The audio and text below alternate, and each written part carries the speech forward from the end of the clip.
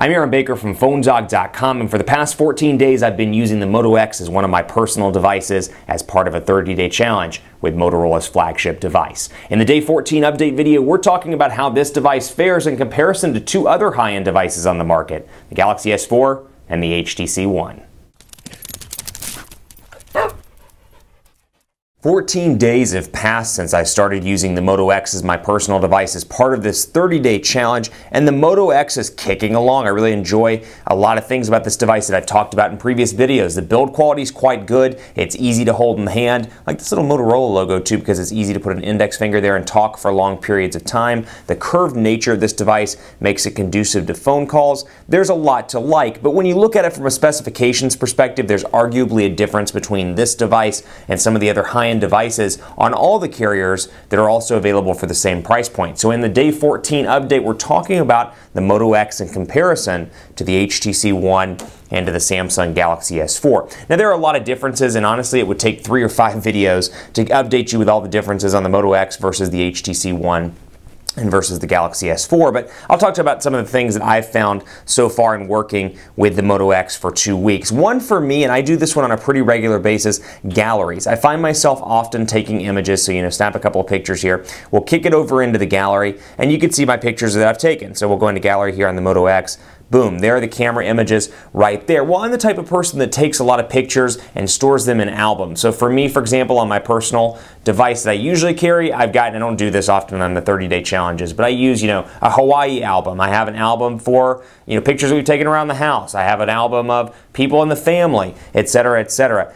Can't do that over here out of the box on the Moto X. And yes, I know there are alternatives that you can do, and obviously there are workarounds to this, but I'm saying right here out of the box on this device, there is no option to add an album. So I can select an album, and then I can move it around, find the details about it, things like that. But I can't select an album. Now juxtapose that to the HTC One here, for example, and this is one of the big things that I find myself missing. I'll go in here to the album, go to the gallery rather, and I'll go down through here, and you can see all my different camera shots, highlights, Dropbox, Facebook, and more. I did this as a test just before I started the video high. So I can go back, for example, go to camera shots, click on one of these, and I can say, you know what, we'll move it to, and we'll go to a new album, we'll call it, new album, call it Yo, if I can spell Yo, and move that picture right over there to that new album. So I use these on a pretty regular basis, find that to be pretty useful all around, and I miss that on the Moto X. I also miss that, obviously, I should point out you can do that on the Galaxy S4 as well, just to give you a quick comparison here. We'll go into the gallery and you can see the one I set up, new folder, but I can come in here, for example, and say hey or hi,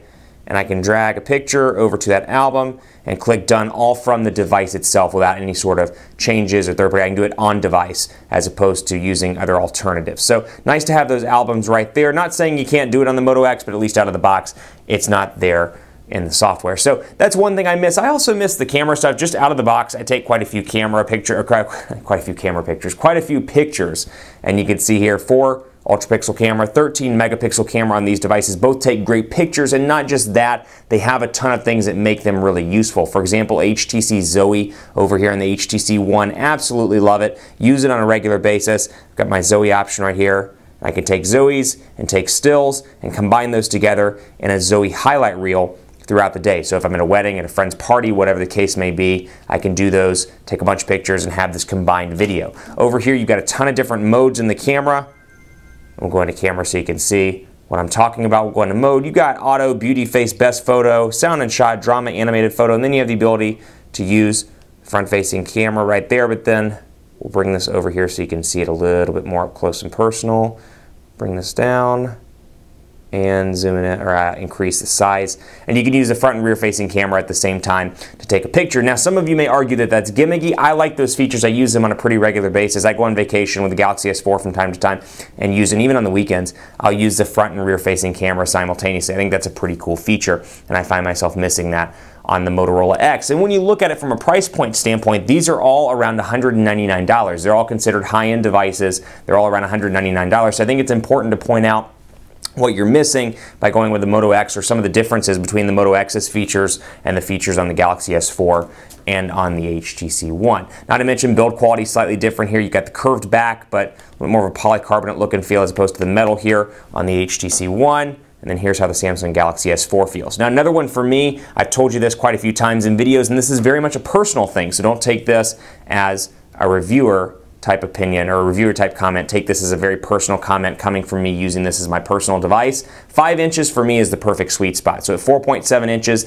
this is a little bit on the small side from a display perspective. I don't like the 6.44 inch display of the Xperia Z Ultra. What I do like though, I think 5 inches is a great sweet spot, and I find the size of this display to be really nice versus 4.7 inches, which is what comes on the Moto X and on the HTC One. Just throwing a couple of alternatives out there. In the next video, we'll talk about what makes this great in comparison to those devices, and we'll move on in our 30-day challenge. In the meantime, I want to hear from you. I'm on Twitter at phonedog_Aaron. I'm on Facebook at facebook.com/HiAaronBaker. Let me know what you want to see covered in the next video update of the Moto X 30-day challenge, and I'll do my best to get it in a video. Thanks for watching. Stay tuned for the next update in this 30-day challenge with the Moto X.